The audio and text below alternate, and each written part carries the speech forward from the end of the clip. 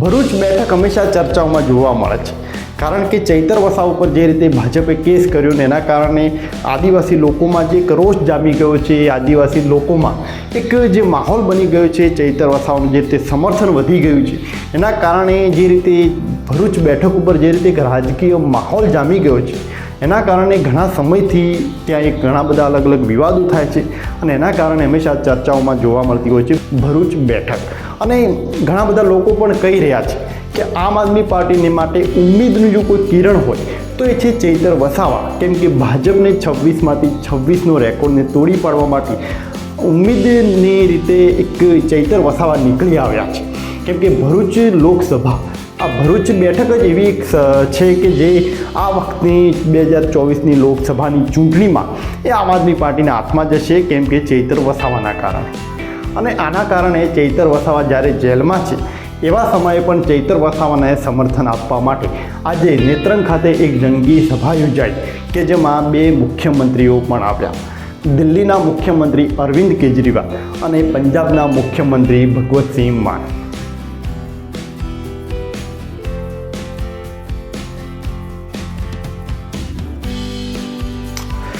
અને આ સભામાં ઘણા બધા લોકો પણ જોડાયા, ખાસ કરીને આદિવાસી લોકો છે એમને ફૂલ સપોર્ટ આપી દીધો છે ચૈતર વસાવાને. દિવસે ને દિવસે મનસુખ વસાવા કે જે હાલના સાંસદ છે એમનું વર્ચસ્વ ઘટતું જાય છે અને ચૈતર વસાવાનું વર્ચસ્વ વધતું જાય છે. અને એવા સમયે જ્યારે મુખ્યમંત્રીઓ આવતા હોય, અરવિંદ કેજરીવાલ કે જે આમ આદમી પાર્ટીના વડા કહી શકાય, સુપ્રીમો કહી શકાય, એવા નેતા જ્યારે આવતા હોય ત્યારે એક મોટી સભા જ્યારે યોજાતી હોય તો એવા સમયે ચોક્કસપણે ચૈતર વસાવાનું માન અને ચૈતર વસાવાનું સમર્થન એ ખૂબ જ વધી જતું હોય છે.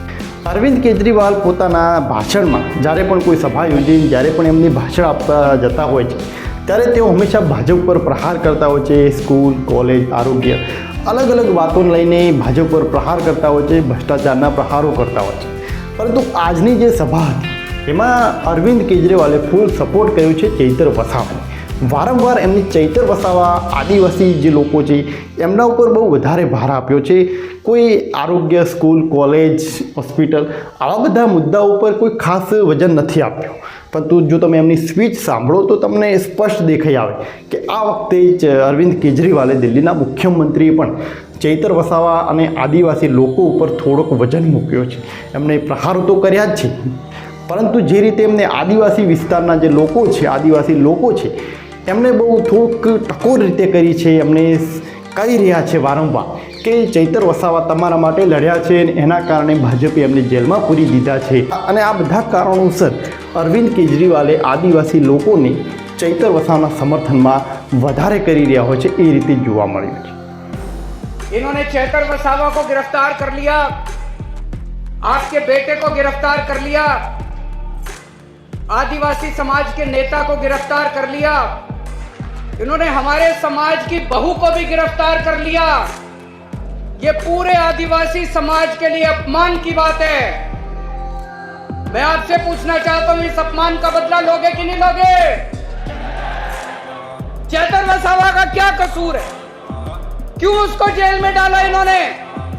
क्योंकि चैतर वसावा गरीबों और मजदूर आदिवासी लोगों को उनका हक दिला रहा था.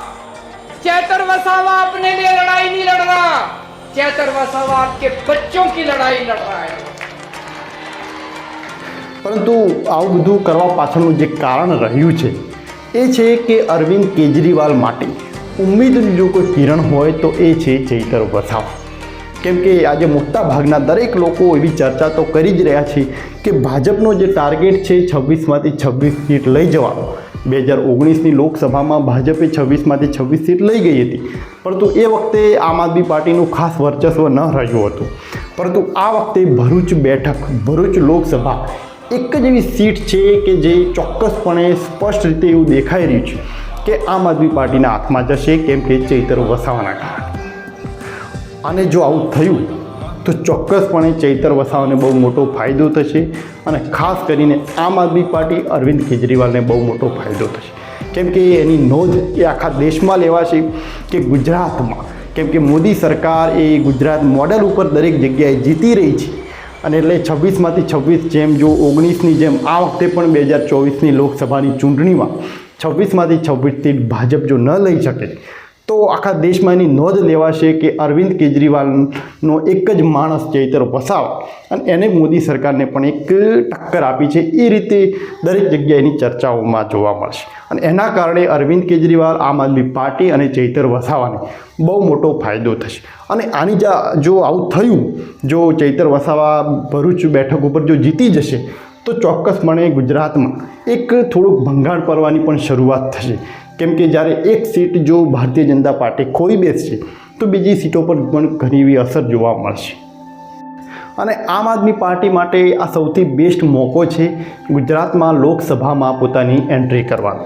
કેમ કે આજના સમયે ભરૂચ બેઠક ઉપરનો જે વિસ્તાર છે કે જ્યાં આદિવાસી લોકોનું વર્ચસ્વ છે, એવા વિસ્તારમાં આજે એક જાતિવાદનો માહોલ બની ગયો છે.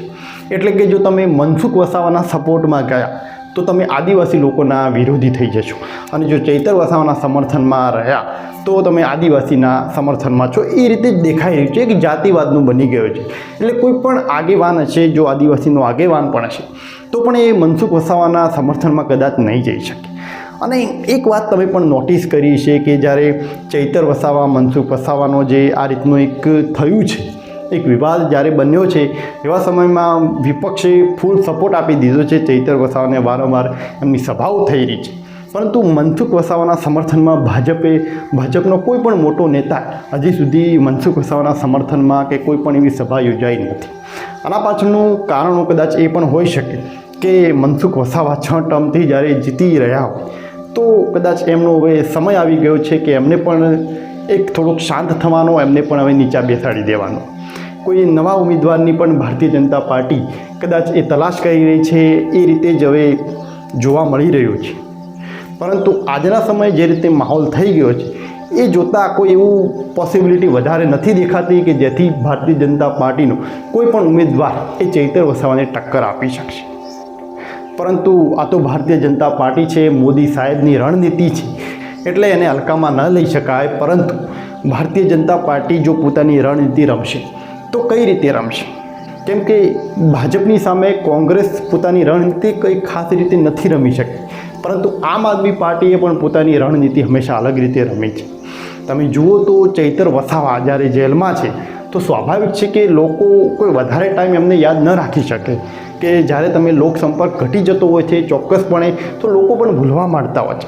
એટલે જ્યારે ચૈતર વસાવા જ્યારે જેલમાં છે તો એવા સમયે ચૈતર વસાવાની કમી લોકોને મહેસૂસ ન થાય, આદિવાસી લોકો સાથે ચૈતર વસાવા કનેક્ટ બની રહે, એના માટે આમ આદમી પાર્ટીએ પણ પોતાની રણનીતિ રમી અને એ રણનીતિ રમતા એમણે ચૈતર વસાવાની જગ્યાએ વર્ષા વસાવાને પણ લાવી દીધા કે જે ચૈતર વસાવાની પત્ની છે. એટલે ચૈતર વસાવાના ફેસ તરીકે એમણે વર્ષા વસાવાને લાવી દીધા કે જેથી લોકો સામે પોતાનું એક વર્ચસ્વ એ બની રહે અને એનો ફાયદો થઈ શકે આમ આદમી પાર્ટીને. એટલે આ વખતે ભાજપ અને આમ આદમી પાર્ટી ભરૂચ બેઠક ઉપર સીધી ટક્કર તો છે જ, પરંતુ ભારતીય જનતા પાર્ટીને જો ભરૂચ લોકસભાની સીટ ઉપર જીતવું હોય તો કઈ રીતે જીતશે? કેમ કે આ વખતે ચૈતર વસાવાનું સમર્થન વધારે છે. ચૈતર વસાવા એ કોઈ પણ ઉમેદવારને ટક્કર પણ આપી દેશે. એટલે ખાલી જો સંભાવનાની દ્રષ્ટિએ આપણે જો જોઈએ તો કદાચ એક સંભાવના એ હોઈ શકે, જો ભાજપ ચૈતર વસાવાને ભાજપમાં લાવી દે તો ચોક્કસપણે ભારતીય જનતા પાર્ટી એ ભરૂચ બેઠક ઉપર જીતી શકે. પરંતુ ચૈતર વસાવા આવું કેમ કરશે? કેમ કે જો ચૈતર વસાવા ભાજપ સાથે જોડાઈ જાય તો આદિવાસી વિસ્તારમાં એમનું સમર્થન ઘટી જશે, જેનું નુકસાન પણ ચૈતર વસાવાના થશે. અને ચૈતર વસાવા જો ભરૂચ બેઠક ઉપર આમ આદમી પાર્ટીના ઉમેદવાર તરીકે જો જીતી જશે તો ચૈતર વસાવાને બહુ મોટો ફાયદો થશે. કેમ કે એક નેશનલ લેવલે ચૈતર વસાવાને જોવામાં આવશે. ખાસ કરીને આમ આદમી પાર્ટીમાં એ બહુ મોટો ફેસ બની જશે ચૈતર વસાવાનો. જ્યારે જો ભાજપમાં જોડાય તો કદાચ થોડા ઘણા પૈસા મળે કે કોઈ એવી મિનિસ્ટ્રી આપી દે તો કદાચ થઈ શકે. આ રીતની એક પોસિબિલિટી, આ રીતની સંભાવનાઓને આધારે અને કદાચ કોઈ એવી મજબૂરીના કારણે ચૈતર વસાવાએ ભાજપ સાથે જોડાઈ શકે. પરંતુ આ તો એક સંભાવનાઓ છે. હજી લોકસભાની ચૂંટણીને હવે થોડો જ ટાઈમ બાકી છે તો ઘણા બધા આવા ફેરફાર જોવા મળશે. કેમ કે એક સાઈડ જો ભારતીય જનતા પાર્ટી પોતાની રણનીતિ રમશે તો સામે આમ આદમી પાર્ટી પણ પોતાની રણનીતિ રમવા તૈયાર છે. જોવાનું રહેશે કે લોકસભાની ચૂંટણીમાં કેવા એવા ફેરફારો જોવા મળે છે, શું પરિસ્થિતિનું સર્જન થઈ શકે છે. અને દિલ્હીના મુખ્યમંત્રી અરવિંદ કેજરીવાલે આ સભામાં તો જાહેર જ કરી દીધું છે કે ચૈતર વસાવાને આપણે જીતાડીને દિલ્હી સુધી મોકલવાના છે, એટલે કે ભરૂચ બેઠક ઉપર આમ આદમી પાર્ટીના ઉમેદવાર તરીકે એ ચૈતર વસાવા જ આવશે. કેમ કે આ વખતે આમ આદમી પાર્ટીને બહુ મોટો મોકો છે ભાજપને 26માંથી 26નો રેકોર્ડને તોડી પાડવા, જેથી આમ આદમી પાર્ટી ગુજરાતની લોકસભામાં પોતાની એન્ટ્રી કરી શકે. दोस्तों, आज मैं ऐलान करना चाहता हूं, आम आदमी पार्टी की तरफ से आने वाले लोकसभा चुनाव में भरूच सीट से चैतर वसावा लोकसभा का चुनाव लड़ेंगे.